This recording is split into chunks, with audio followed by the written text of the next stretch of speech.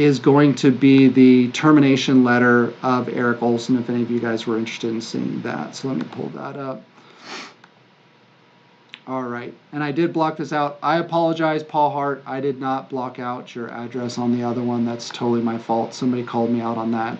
I didn't even think about it. I figured it was an office address, but maybe it wasn't. Maybe it was a home address, so my fault. And this one came in already written on. This is what Eric Olson turned into WFG, the things that they have questions on and that they want more information about. But originally, Eric Olson was saying that he got terminated and it was not for cause. Basically, they just got rid of him. They weren't letting him do a lot of the things that he wanted to do. And so this is what WFG actually sent him and why he got terminated for cause. Now, we can argue about whether it was fair, whether it was not fair. We can argue about whether WFG went about it in the right way, whatever you want. But here's the actual information of what was sent to Eric, and this was sent on the 22nd. Let me pull out I know it's already got a lot of red writing on it, so maybe I'll do orange this time.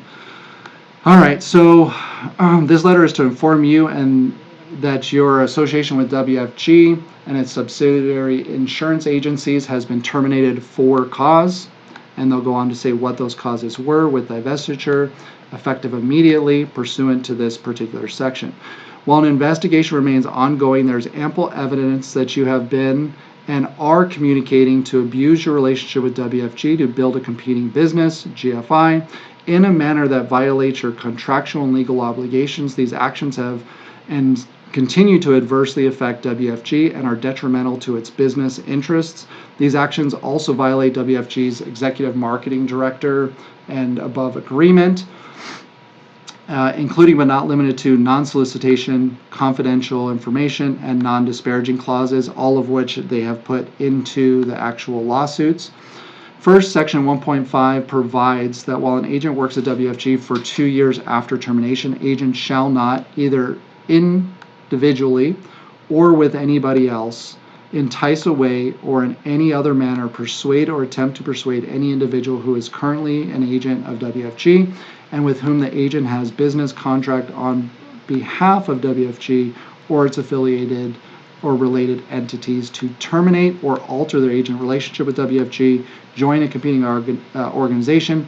The evidence gathered to date shows that you and several co-conspirators concocted and are currently executing a broad-based scheme to convince WFG colleagues within their restrictions to join the competing business of GFI. Second, Section 2.16 provides agents not use, disparage, disseminate, or reveal any confidential information, trademark secrets. They ask them to return all documents being used to confidential, include its compensation, hierarchy structures, entice colleagues to, and using that to entice colleagues to leave WFG. By way of example, in Section 1.8, specifically includes hierarchical lists within the definition of confidential information. Third, the evidence gathered to date shows that the illegal solicitation you are spearheading centers around a pitch littered with outrageous and defamatory statements about WFG that you and your co-conspirators know to be false. So you're knowingly spreading misinformation that you know is inaccurate, and you're doing it anyway. Now, obviously, that's going to be disputed, and maybe this will be where Eric comes out and say, hey, this particular thing happened. I didn't like the way that it handled. Maybe they do have some widows or spouses that didn't get what they were supposed to get. We haven't seen any of those yet, but maybe that's part of what will come out in the testimony. These specific false statements that have been peddled are too numerous to list here, but they are designed to adversely affect the good name and reputation of WFG. Their EMD agreement, these actions easily qualify as activity detrimental to business interests of WFG. Moreover, the scheme carried out by you and your colleagues violate the Code of Professional Conduct of Agents, including its prohibitions against the use of deceptive, unlawful, and unethical practices, providing misleading claims about service, and engaging in misleading or unsubstantiated comparisons of other companies' opportunities, products, and service.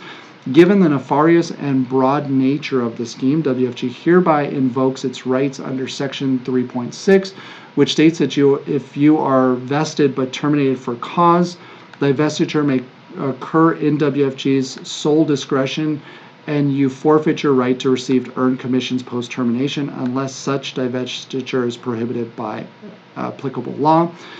WFG also hereby invokes its rights under this section, which states that if you have an outstanding debt balance, that you have to pay those off.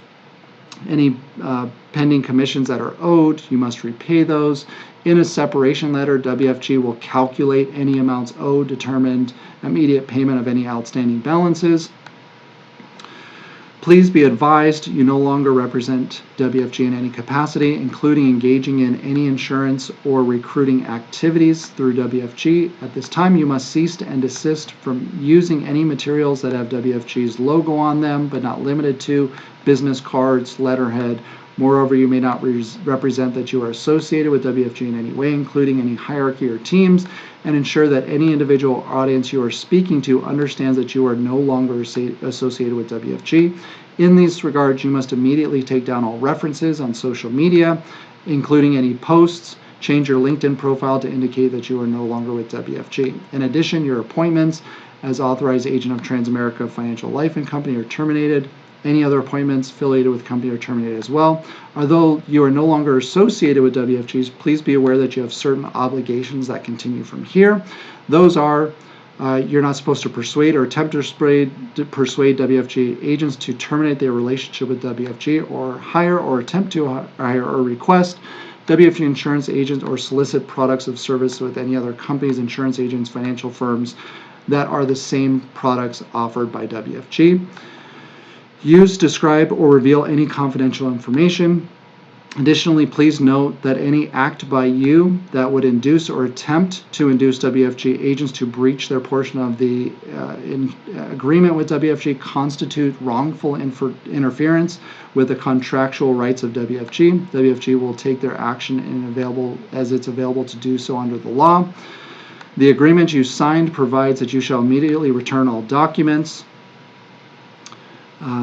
These items include, but are not limited to, file documents, information, lists, life insurance or other product applications that you may be holding, policies that require delivery, unused promotional, sales-related material. Please remove any signs reflecting WFG's name and references on websites, social media. If you fail to deliver these, you will be violating WFG's privacy policy. Any materials described above can be returned here.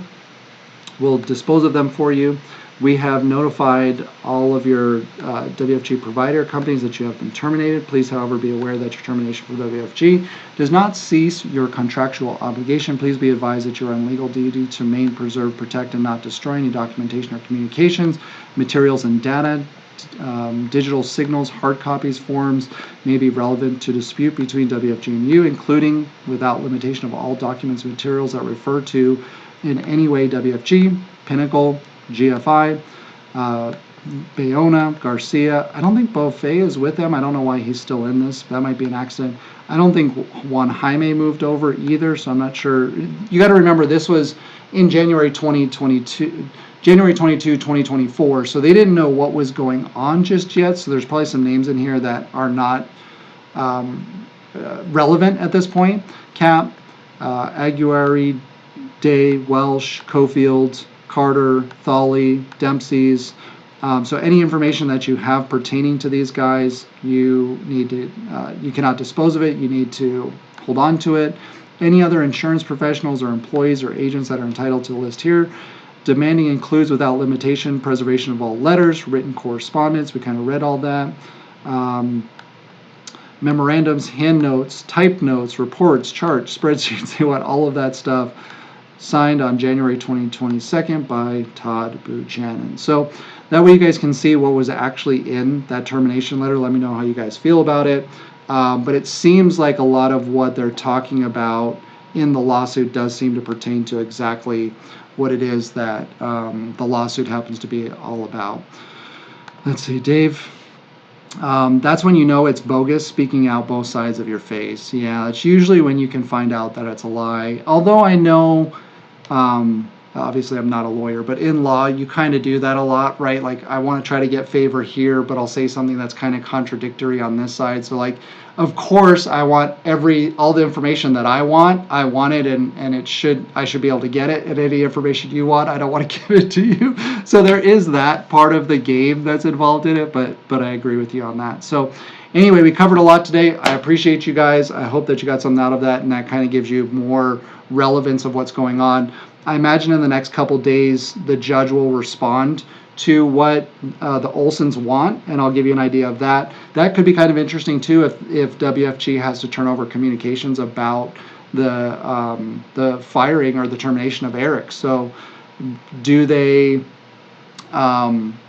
is there any kind of documentation or communication about that? Yeah, I'll put those in the chat as well down below if you guys want any of those. So I probably need to put them behind a firewall. People are using them and making up stories that are not accurate. So Josiah, and I love that name, by the way. My wife and I were talking about that name possibly for one of our kids, but I think it's lower on the list. So, but anyway, yeah, I'll put that in the chat. But I think I might have to put it behind a firewall.